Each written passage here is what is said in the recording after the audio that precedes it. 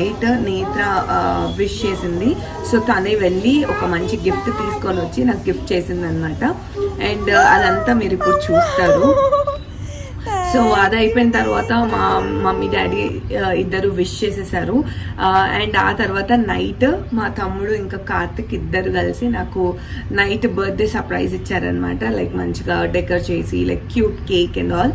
So అలా నేను ఒక మంచి ఫోటోషూట్ లైక్ వెరీ సింపుల్గా, మరీ ప్రొఫెషనల్ ఫోటోషూట్ కాకుండా నాకు ఎలా అయితే కావాలో అలా చిన్నగా ఫొటోస్ అయితే తీసుకున్నాను. అవన్నీ ఎండ్ ఆఫ్ ద వీడియోలో అప్లోడ్ చేస్తాను.